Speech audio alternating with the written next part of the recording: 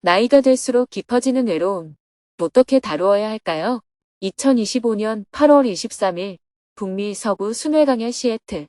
안녕하세요. 오늘은 북미 서부 순회강연을 시작하는 날입니다. 일주일 동안 스님은 매일 도시를 이동하며 직문직설 강연을 할 예정입니다. 스님은 한국 시간으로 어제 23일 오후 4시 40분에 인천국제공항을 출발했습니다. 10시간 10분 동안 비행기를 타고 이동하여 미국 현지 시각으로 오늘 23일 오전 11시에 시애틀 국제공항에 도착했습니다. 시애틀 국제공항에는 워싱턴 미주정토회관에서 나눔의 장을 마치고 묘덕 법사님과 법회법사님이 1시간 전에 도착해 있었습니다. 시애틀 정토회원 주상휴님과 묘명 법사님도 마중을 나와 스님과 반갑게 인사를 나누었습니다. 먼 길 오시느라 수고 많으셨습니다. 곧바로 차를 타고 시애틀 정토 수련원으로 이동했습니다.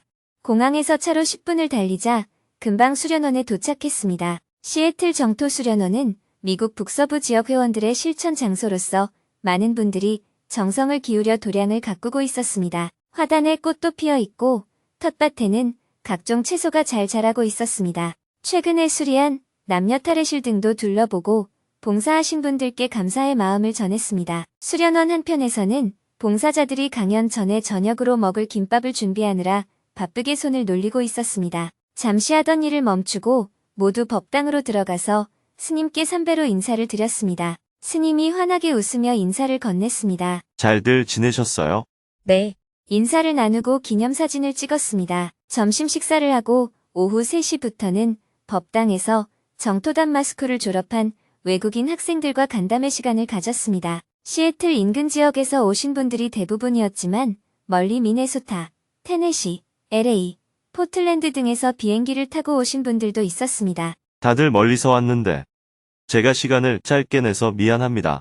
이어서 졸업생들이 정토불교대학, 천일결사 수행 등을 통해 삶이 변화해온 과정을 진솔하게 들려주었습니다. I'm from Portland, Oregon, and I've been with the Jungto Society for 9 years. I volunteered at Dharma School as a co-facilitator, and it's been really good. I can see how this, even the language barrier, helped me to see myself better. So I'm very grateful. 저는 오리건 포틀랜드에서 왔습니다. 정토회와 함께한 지 9년이 되었고 정토불교대학에서 보조 진행자로 봉사해 왔습니다. 언어 장벽이 있었지만 오히려 그것이 저 자신을 더 잘 볼 수 있게 도와주었습니다. 정말 감사합니다. I came from LA yesterday. I learned about you and your teaching about 5 years ago during the pandemic. Thank you so much for putting the Dharma out there on YouTube. Otherwise, I don't think I would have found peace in my life. 저는 어제 LA에서 왔습니다. 5년 전 팬데믹 기간에 스님의 가르침을 알게 되었습니다. 유튜브에 법문을 올려주셔서 너무 감사합니다. 그렇지 않았다면 제 인생에서 평화를 찾지 못했을 겁니다. I'm from Minnesota. I've been practicing for a little over 8 years. At this point, I can see the impact it has on my life. I'm particularly less anxious, less angry, less jittery. I continue to practice because I know there's still plenty of work to do. 저는 미네소타에서 왔고 수행을 시작한 지 8년이 조금 넘었습니다. 이제 제 삶에 주는 영향을 분명히 느낍니다. 불안도 줄고 화도 덜 내고 조급함도 줄었습니다. 여전히 할 일이 많다는 걸 알기에 수행을 계속하고 있습니다. 스님은 소감을 경청한 후 어떠한 가르침이라도 그 시대와 사회적, 문화적 맥락 속에서 이해하는 것이 중요하며 문자를 절대화해서는 안 된다고 설명했습니다. 불교 경전도 원래 팔리어나 산스크리트어로 쓰였다가 중국어로 다시 한국어로 번역되는 과정에서 의미와 의도가 매 단계마다 조금씩 달라질 수 있다는 점도 예로 들어 설명해 주었습니다. 이어진 질의응답 시간에는 개인적인 문제를 어떻게 다루어야 하는지, 인공지능이 일자리 환경을 어떻게 바꾸고 있는지, 기대한 결과가 나타나지 않더라도 어떻게 올바른 일을 지속할 수 있을지 등 다양한 주제에 대한 질문이 이어졌습니다. 비록 짧은 만남이었지만 외국인 회원들은 스님과의 대화를 통해 수행의 중요성을 마음 깊이 새길 수 있었습니다. 간담회를 마치며 다 함께 사진 촬영을 하였습니다.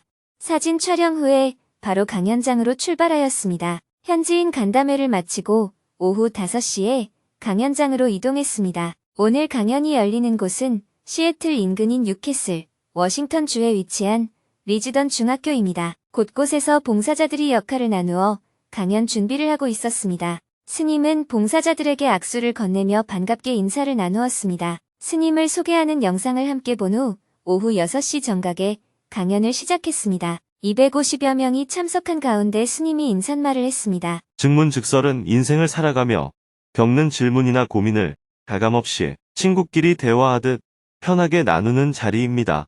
정답을 주는 증문즉답이 아닙니다. 인생에는 정답이 없습니다. 대화를 나누면서 스스로 깨닫고 아 그렇군요. 이렇게 하면 되겠네요. 하고 스스로 해결책을 찾게 되는 과정이 증문즉설입니다. 이어서 누구든지 손을 들고 스님과 대화를 나누었습니다. 2시간 동안 7명이 스님에게 질문을 했습니다. 한 질문자는 나이가 들수록 깊어지는 외로움을 어떻게 다루어야 하는지 스님에게 조언을 구했습니다. 나이가 들수록 깊어지는 외로움. 어떻게 다루어야 할까요? 저는 오늘 외로움에 대해 질문하려고 합니다. 나이가 드니 점점 외로워져요. 그런데 남편은 법륜 스님의 유튜브를 보며 잘 지내는 것 같아요. 그래서 오늘 직접 찾아왔습니다. 스님은 외로움을 어떻게 다루시나요? 그냥 꼭 참으시는 건가요? 외롭다는 거 보니까 마음을 나눌 수 있는 남자친구가 필요한가 보네요. 좋은 생각인 것 같습니다. 그런데 저는 외로운 감정을 다스리는 방법을 알고 싶습니다. 그럼 다정한 사람을 만나야죠. 외롭다는 건 결국 누군가가 필요하다는 얘기예요. 나이가 들면 자연스레 외로워지는 거 아닌가요? 나이하고는 전혀 관계없어요. 혹시 자녀가 있습니까? 네, 사람들이 나이 들면 외롭다고 하는 이유는 결혼하고 아이들 키우느라 바쁘게 산다고 외로울 틈이 없었기 때문이에요. 그런데 아이들이 다 커서 집을 떠나면 대화할 상대가 사라지잖아요. 남편은 자기 일에 바쁘고 관심사도 다르니 마음을 나눌 사람이 없어서 외로움을 느끼는 겁니다. 하지만 숲속에 혼자 살아도 자연의 마음의 문을 열고 꽃이 피었네. 이런 생각을 하며 지내면 전혀 외롭지 않아요. 그럼 스님은 외롭지 않으신가요? 외로울 때는 어떻게 달래시나요? 저는 외로울 틈이 없어요. 늘 이렇게 사람들을 만나 이야기를 나누니까요. 조금 전에도 도착하자마자 외국인들과 통역을 통해 2시간 동안 대화를 했어요. 마치고 화장실만 잠깐 다녀온 뒤 바로 이 자리에 왔거든요. 이 강연이 끝나면 내일 새벽에는 밴쿠버로 이동해야 합니다. 그래서 외로울 틈이 없어요. 거의 연예인들과 비슷한 일정이네요. 그런데 제가 묻고 싶은 것은 인간의 근원적인 외로움에 대한 것입니다. 그런 건 없어요. 외로움은 누군가와 소통하고 싶은데 상대가 없을 때 나타나는 심리 현상이에요. 그렇다면 스님들은 외로움을 느낄 때 어떻게 하나요? 사람마다 달라요. 일이 바빠 외로움을 못 느끼는 사람도 있고, 이 먹고 하며 화두를 참고하며 지내는 사람도 있죠. 소가 풀을 뜯다가 배부르면 그늘에 앉아 되새김질을 하잖아요. 그때 소가 외롭거나 심심할까요? 그냥 편안할 뿐이에요. 다시 일어나 풀을 뜯을 때는 소가 바쁠까요? 그냥 천천히 먹을 뿐이에요. 그러다가 다시 배부르면 또 가만히 앉아 되새김질하고요. 외로움은 심리적 상태이지 생물학적 현상이 아니에요. 누군가와 대화하거나 마음을 나누고 싶은 욕구가 있을 때 외로움이 생기는 거예요. 소처럼 그런 욕구가 없으면 외롭지 않고 욕구가 있더라도 그걸 나눌 대상이 있으면 외롭지 않습니다.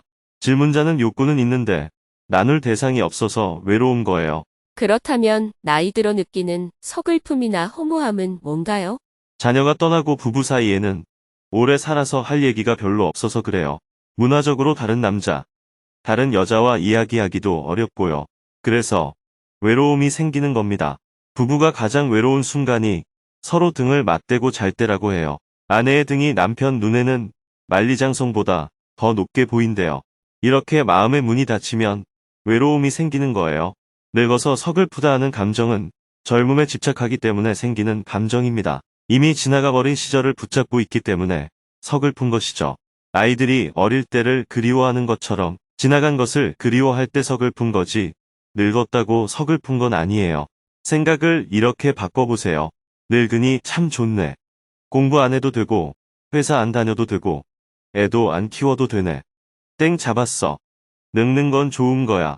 갱년기 장애는 호르몬 변화도 있지만, 자녀가 집을 떠나는 시기와 겹치면서 허전함이 커지기 때문에 심해집니다. 만약 40에 결혼해서 50대와 60대에도 육아로 정신없이 지낸다면 갱년기 증상을 거의 못 느끼고 지나가기도 해요. 요즘은 남성도 명예퇴직 시기에 갱년기를 심하게 겪는 경우가 많습니다. 하지만 그 시기에 회사 일로 정신없이 바쁘면 몸이 좀 피곤하네 하며 거의 모르고 넘어갑니다. 그래서 이런 허전함도 결국 외로움과 관련이 있다고 볼 수 있습니다. 첫째, 남자가 없다면 만나면 됩니다. 다만 이런 일에는 늘 어느 정도 위험 부담이 좀 있어요. 둘째, 이미 남자가 있다면 다른 남자를 사귀기는 어렵습니다. 그래서 저는 우리 사회의 시스템이 좀 달라져야 한다고 생각해요.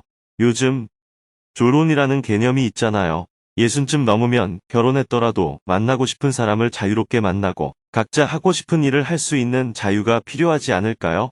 왜 죽을 때까지 한 사람만 바라보며 살아야 할까요? 그렇다고 이혼을 하면 자녀 문제, 상속 문제 등 복잡한 상황이 생깁니다. 제가 말하고 싶은 것은 다른 이성을 사귀라는 게 아니라 각자 취향에 맞는 활동을 할 수 있는 자유가 필요하다는 겁니다. 내 남자, 내 여자라며 목줄을 매듭 꽉 붙잡고 눈도 못 돌리게 하지는 말자는 거예요. 묶인 줄을 조금만 느슨하게 해주면 묶어놓고 살아도 괜찮은데 너무 꽉 묶어놓으면 못 견디고 결국 줄을 끊자며 이혼까지 가게 되거든요. 두 번째 방법은 스스로 의미 있는 일을 만드는 겁니다. 외로움이란 속이 비었다는 거예요. 속이 비니 무언가를 채워야겠죠. 의미 있는 일을 찾든 정토회에 나와 봉사하든 법륜 스님의 증문즉서를 유튜브로 보며 마음 공부를 하든 명상을 하든 방법은 다양합니다. 늙었다, 심심하다 이렇게 말하지 말고 남들이 봐도 바쁘게 보일 정도로 관심 있는 일을 만들어야 합니다.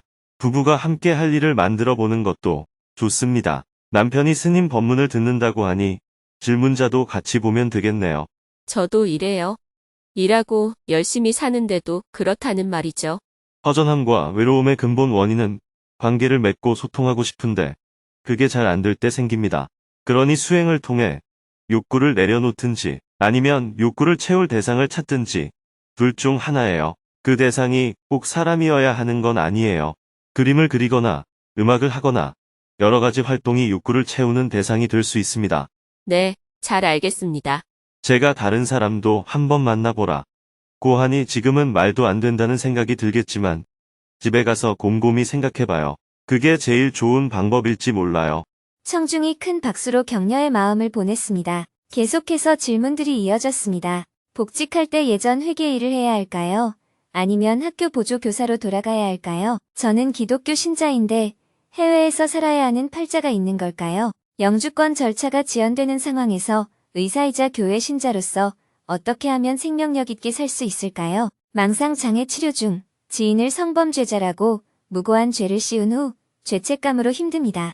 어떻게 살아야 할까요? 평정심을 유지하려는 노력이 집착일까요? 또 즐거움을 추구하면 그 반대급부가 따른다는데 어떻게 해야 할까요? 대화를 마치고 나니 약속한 2시간이 금방 지나갔습니다. 마지막으로 스님은 인생은 윤리의 문제가 아니라 지혜의 문제임을 강조하며 강연을 마쳤습니다. 인생은 윤리의 문제가 아니라 지혜의 문제입니다. 여러분은 스님이 너무 윤리 감각이 없다고 할지 모르지만 이것은 윤리 문제가 아니에요. 인생은 지혜의 문제예요. 옳고 그름의 문제가 아니라 얼마나 지혜롭게 사느냐의 문제입니다. 우리는 늘 감정에 치우쳐 어리석은 행동을 합니다. 저는 여러분에게 고기 먹지 말라, 결혼하지 말라 이런 얘기를 한 적 없습니다. 제가 하고 싶은 얘기는 자신의 인생을 좀 더 지혜롭게 살라는 겁니다. 어떤 종교를 믿느냐는 헌법이 보장한 자유니까 각자 선택하면 됩니다. 다만 행복하게 살아보겠다고 미국까지 왔는데 인생이 괴롭다고 한다면 다른 방법이 없잖아요. 세상 사람들은 살다가 힘들면 미국에 가서 살아보고 싶다 라고 생각하는데 정작 미국에 살면서 괴롭다고 하면 더 이상 갈 곳이 없는 겁니다. 마찬가지로 세상을 살기가 힘들어서 천당에 가서 살고 싶다 라고 하다가 천당에서도 괴롭다면 정말 갈 데가 없는 거예요. 그러니 환상을 좇지 말고 자신의 내면을 알아차려야 합니다.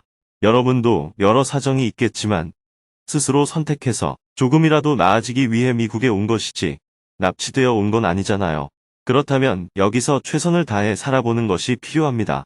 큰 박수와 함께 강연을 마친 후 저녁 7시 30분부터 무대에서 책 사인회가 열렸습니다. 참석자들은 사인을 받으며 스님에게 감사의 마음을 전했습니다. 10년 전에 클리브랜드와 포틀랜드에서 스님의 강연을 들었다는 분들도 스님에게 다가와 인사를 하였습니다. 책 사인회가 끝나고 강연을 준비한 봉사자들과 함께 기념사진을 찍었습니다. 감사합니다. 수고했어요. 스님은 봉사자들에게 감사의 마음을 전한 후 강연장을 나왔습니다. 봉사자들은 묘덕 법사님과 함께 마음 나누기 시간을 가졌습니다. 강연에 참가하려고 담당자에게 연락을 드렸는데 봉사를 해보지 않겠냐는 제안을 받았습니다. 덕분에 봉사에 참여하게 되었는데 생각보다 훨씬 재미있었고 끝나고 나니 뿌듯합니다. 다음 기회에도 꼭 봉사에 참여하고 싶습니다. 저는 질문 접수를 맡았습니다. 그래서인지 질문하시는 한 분 한 분이 더 애틋하게 느껴졌고 그 마음이 깊이 와닿았습니다. 시간이 부족해 질문을 하지 못하고 돌아가는 분들을 보니 안타까운 마음까지 들었습니다. 강연장을 출발하여 다시 시애틀 정토수련원에 도착하자 저녁 9시 30분이 되었습니다. 10시간 동안 비행기를 타고 와서 여독을 풀 새도 없이 곧바로 강연을 하다 보니 몸이 무척 고단했습니다. 스님은 늦은 저녁 식사를 한 후 곧바로 잠자리에 들었습니다. 내일은 오전에 캐나다 국경을 지나 밴쿠버로 이동하여 오후에는 북미 서부 순회 두 번째 강연을 한 후 저녁에는 다시 시애틀 정토수련원으로 돌아올 예정입니다.